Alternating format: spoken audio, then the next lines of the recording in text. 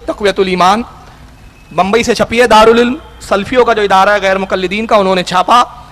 लिखने वाले मौलाना इस्माइल देहलवी साहब। ये सारी हदीसों को नज़रअंदाज करके मौलाना इस्माइल देहलवी ने तक़वियतुल ईमान सफ़ा 70 पर लिखा कि जिसका नाम मोहम्मद या अली है वो किसी चीज़ का मुख्तार नहीं। दुनिया के सारा निज़ाम उसके इख्तियार में हो तो वो मोहम्मद हो या अली हो, ऐसा नाम की, ऐसी शख्सियत नाम की कोई चीज़ ही नहीं है, दुनिया में कोई हस्ती ही नहीं है, ये महज ख्याल है। हम मानते हैं कि हकीकी देने वाला अल्लाह रब्बुल इज़्ज़त है, मगर रब्बे कायनात ने अपने बंदों को भी बाज़ इख्तियार अता फरमाए हैं, और तमाम बंदों में सबसे बढ़कर साहिब इख्तियार अपने महबूब रसूलुल्लाह सल्लल्लाहु अलैहि वसल्लम को। कोई मसला हो, रसूलुल्लाह सल्लल्लाहु अलैहि वसल्लम फरमाते हैं तुम्हारे पैर के जूते का तस्मा टूट जाए, वो भी अल्लाह से।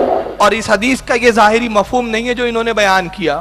अब कल वाकई सड़क से चलते चलते किसी का जूते का बंद टूट जाए, किसी गैर मुक़ल्लिद अहले हदीस का ही बंद टूट जाए, तो मैं भी देखता हूँ कि दुकान जाता है कि मुसल्ला बिछा के अल्लाह से जूते का बंद मांगता है। अच्छा, जूते का बंद तो बाद में टूटा, पहले जूता किससे मांगा था भाई? जूता मांगने के लिए पहले बाप से पैसे मांगा, बाप से पैसे लेके गया, फिर दुकानदार से जूता मांगा, जूते की कीमत दी। ये ज़ाहिरी असबाब तूने इख्तियार किए कि नहीं किए? कि जूते का बन भी टूट जाए। जूते का बन मामूली होता है, नमक भी मांगना है तो अल्लाह से मांगो, नमक भी मामूली होता है। यानी मामूली चीज के लिए भी किसी से सवाल ना करो, किसी से भीख ना मांगो। भीख मांगने की हम मसम्मत बताने के लिए अल्लाह के रसूल ने बताया। और हदीस के रावी कहते हैं कि फिर सहाबा इकराम का यह हाल हो गया कि बाद सहाबा जब घोड़े पे जा रहे होते, उनका चाबुक गिर जाता तो वो किसी से ये ना कहते कि चाबुक उठा के दे दो, कि डरते कहीं ये भी सवाल में ना आ जाए।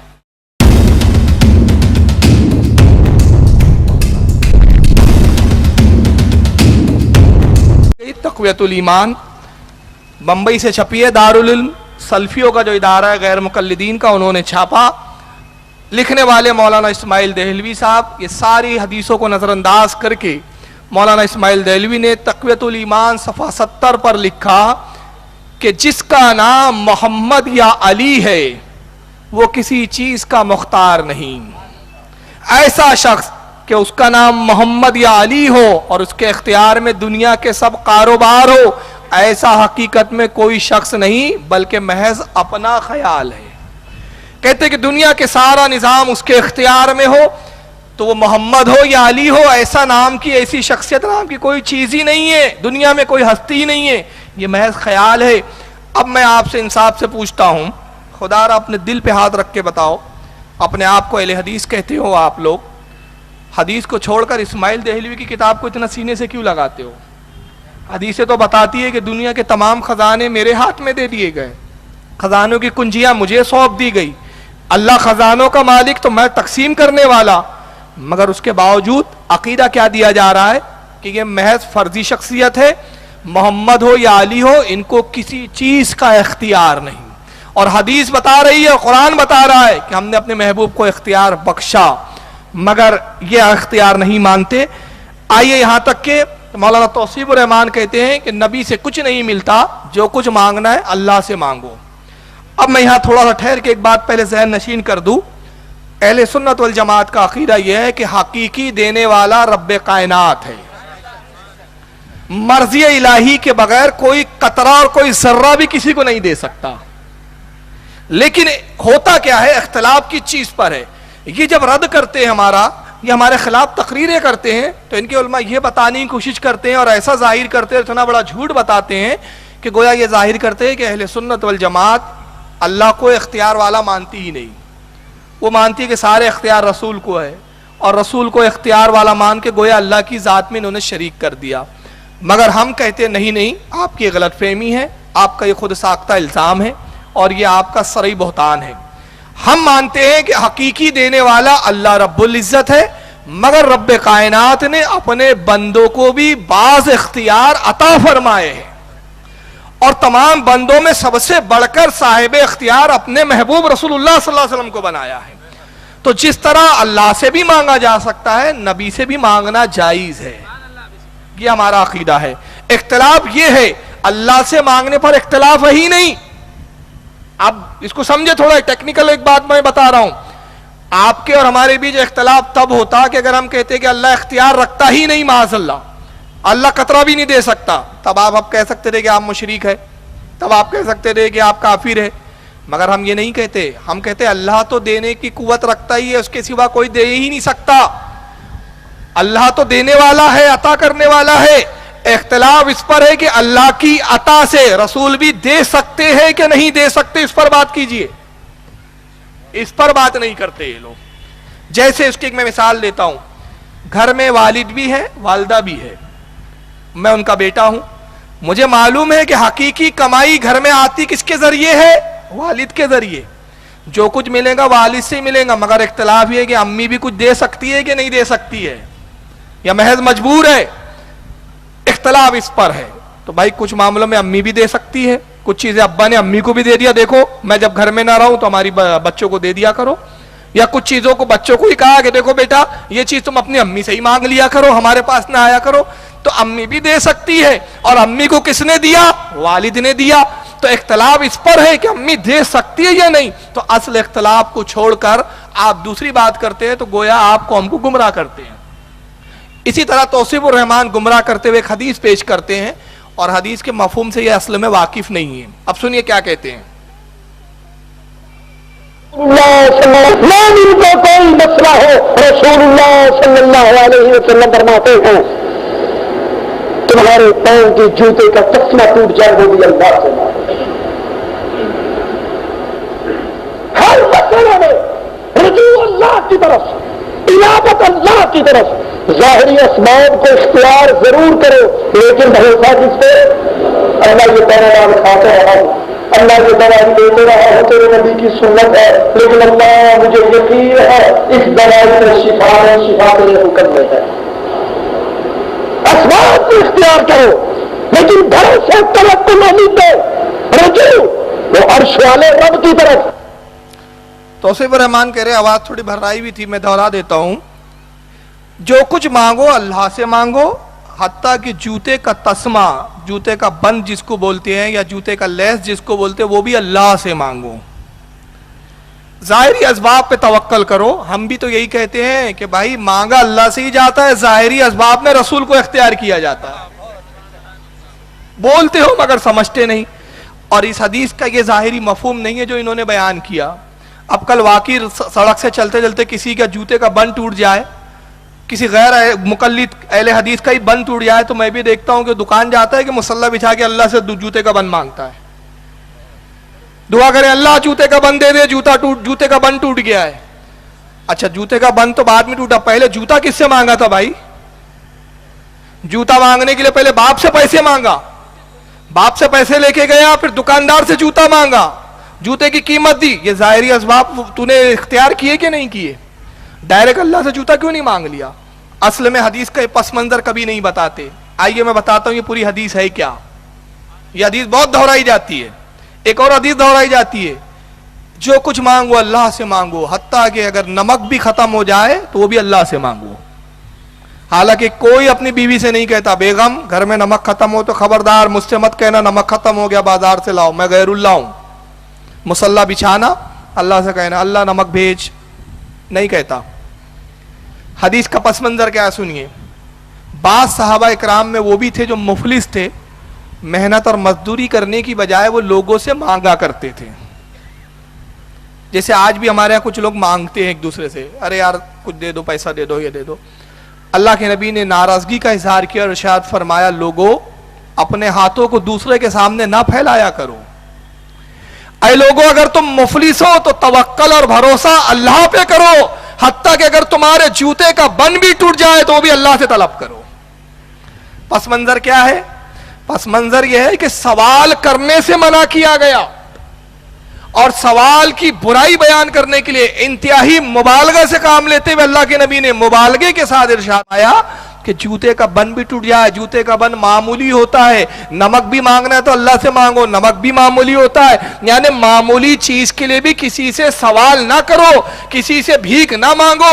بھیک مانگنے کی ہم مذمت بتانے کے لیے اللہ کے رسول نے بتایا. اور حدیث کے راوی کہتے ہیں کہ پھر صحابہ اکرام کا یہ حال ہو گیا کہ بعض صحابہ جب گھوڑے پہ جا رہے ہوتے ان کا چابک گر جاتا تو وہ کسی سے یہ نہ کہتے کہ چابک اٹھا کے دے دو، کہ ڈرتے کہیں یہ بھی سوال میں نہ آ جائے. یہ اس کا پس منظر. جیسے قرآن و حدیث میں بہت ساری چیزیں سمجھانے کے لیے کہا گیا ہے. اللہ کے نبی نے ایک جگہ فرمایا لوگوں پانی کے اسراف سے بچو, اگر تم ندی پر کیوں وضو کیوں نہ بنا رہے ہو. اب بتائیے ندی پہ جب وضو بنائیں گے آپ تو پانی کا اسراف کہاں ہوگا؟ جتنے بھی بار آپ چہرہ دھوئیں گے پانی چہرے سے ہو کر چہرے سے مس ہو کے کہاں جائیں گا؟ ندی میں. پانی برباد ہو رہا ہے. لیکن نہیں, رسول اللہ نے مبالغہ آرائی, یہ مطلب اس کی اہمیت, پانی کی اہمیت ظاہر کرنے کے لیے فرمایا کہ وضو میں اسراف نہ کرو, اگرچہ تم نہر پر ہی کیوں نہ وضو بنا رہے ہو, ندی کے کنارے ہی کیوں وضو نہ کر رہے ہو. تو یہ بتانے کے لیے مقصد ہے. اس سے یہ مراد نہیں ہے معاذ اللہ کہ اب جوتے کا بن بھی واقعی اللہ سے ہی مانگے اور کسی غیر اللہ سے مانگ لیا تو مشرک ہو گیا. مگر آئیے حدیثیں تو کچھ اور بتاتی ہے کہ صحابہ کرام رسول سے جوتے کا بن نہیں بلکہ اس سے بڑی بڑی چیزیں مانگتے تھے. کیا مانگتے تھے؟ آئیے ذرا یہ حدیث دیکھیں, صحیح مسلم جلد نمبر 1 صفحہ نمبر 193 193, کتاب الصلاۃ, باب فضل السجود, سجدوں کی فضیلت کا بیان, حدیث نمبر 997 997. حدثنا الحکم بن موسیٰ ابو صالح, سند ہے, حدیث بیان کی حکم ابن ابی موسیٰ صالح نے. حدثنا حقل ابن زید, اور وہ کہتے ہیں انہوں نے حدیث سنی حضرت حقل ابن زید سے. قال سمعت الاوزاعیہ, اور انہوں نے کہا کہ میں نے سنا حضرت امام اوزاعی سے. قال حدثنی یحیی ابن ابی کثیر, اور وہ کہتے ہیں کہ ہم نے حدیث سنی ہے حضرت یحیی ابن ابی کثیر سے. حدثنی ابو سلمہ, اور انہوں نے حضرت ابو سلمہ سے سنا. حدثنی ربیعۃ بن قاب الاسلمی, اور وہ حدیث روایت کرتے ہیں, حدیث سنتے ہیں حضرت ربیعہ بن قاب اسلمی رضی اللہ تعالیٰ عنہ سے. یہ صحابی رسول ہے. قال, وہ کہتے ہیں حضرت ربیعہ اسلمی صحابی رسول کہتے ہیں ابھی تو مع رسول اللہ صلی اللہ علیہ وسلم, وہ کہتے ہیں کہ میں ایک رات نبی پاک صلی اللہ علیہ وسلم کی خدمت میں موجود تھا, حاضر تھا میں سرکار کی خدمت میں, سرکار کے گھر میں موجود تھا. فآتیتہ بوضوئہ وحاجتہ, اور میں نے نبی پاک کے وضو کے لیے پانی پیش کیا سرکار کو, اور حضور کی حاجت قضاء حاجت کے لیے میں نے پانی پیش کیا سرکار کی خدمت میں. اللہ کے نبی میری اس خدمت سے خوش ہو گئے. فقال لی سل, پس اللہ کے نبی نے فرمایا اے ربیعہ مانگ, کیا مانگتا ہے.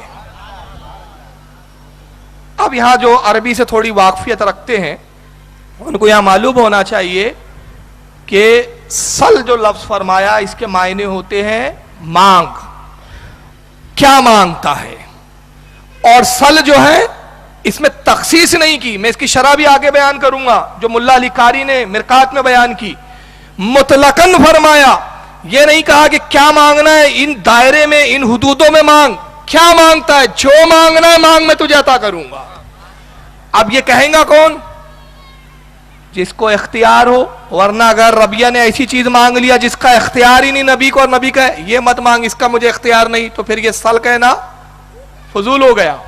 نبی کے قول میں جھوٹ کا شائبہ آ گیا, جھوٹ پایا گیا, اور نبی جھوٹا نہیں ہوتا. تو نبی نے کہا مانگ, کیا مانگتا ہے. تو یہ جملے بتا رہے ہیں کہ نبی نے کس اعتماد سے کہا. کیوں؟ کیونکہ نبی نے پہلے فرما دیا تھا سارے خزانوں کا مالک میں ہوں, جتنے اللہ کے خزانے سب کا بانٹنے والا میں ہوں. تو جو بھی مانگے گا خزانہ الہی میں نہ ہو یہ ہو نہیں سکتا, اور جو کچھ خزانہ الہی میں ہے میں دے نہ سکوں یہ ہو نہیں سکتا. مانگ کیا مانگتا ہے. تو انہوں نے جوتے کا بن نہیں مانگا. توصیف الرحمان تو کہتے جوتے کا بن بھی اللہ سے مانگو, مگر انہوں نے کیا مانگا. صحابی تھے, اور صحابی بہت عقل مند ہوتا ہے. انہوں نے کہا فَقُلْ, تو وہ خود کہتے ہیں کہ میں نے عرض کیا أَسْأَلُوكَ مُرَفَاقَتَكَ فِي الْجَنَّةِ, اے اللہ کے نبی جنت میں آپ کا پڑوس چاہتا ہوں. جنت چاہتا ہوں نہیں کہا, جنت تو خود ایک نعمت ہے. جنت میں چاہتا ہوں, جنتی بننا چاہتا ہوں, یہ نہیں, جنت میں آپ کا پڑوس چاہتا ہوں. تو اللہ کے نبی نے کیا کہا, یہ میں کہاں سے دے سکتا ہوں. میری ایک حدیث تیرے تک تجھ تک نہیں پہنچی کہ جوتے کا بن بھی اللہ سے مانگ. تو جنت مانگ رہا ہے, پوری کی پوری جنت, پورا جنت کا پلاٹ ہی مانگ رہا ہے, اور وہ بھی پلاٹ میرے بازو والا. پورا جنت کا محل ہی مانگ رہا ہے. یہ نہیں فرمایا. مسلم کی حدیث ہے, صحیح مسلم, صرف رفدین کے لیے مسلم پڑھو گے کہ کچھ اور بھی پڑھو گے اس میں؟ آمین بالجہر کے لیے مسلم پڑھو گے کہ کچھ اور بھی پڑھو گے مسلم میں؟ کیا فرمایا اللہ کے نبی؟ او غیر ذالک, وہ تو دیا اور کچھ اور مانگ. ارے وہ تو دے چکا, جنت تو ملیں گی, اور کچھ مانگ. او غیر ذالک مطلب دنیا کے لیے بھی تو کچھ مانگ, آخرت میں تو جنت کا پڑوس ملے گا ہی. صحابی رسول کیا کہتے ہیں؟ قالا, وہ کہتے ہیں, قل, تو میں نے عرض کیا, ہوا ذاک, اللہ کے نبی میں اس پر راضی ہو گیا, بس اس سے سوا مجھے نہیں چاہیے. کیوں؟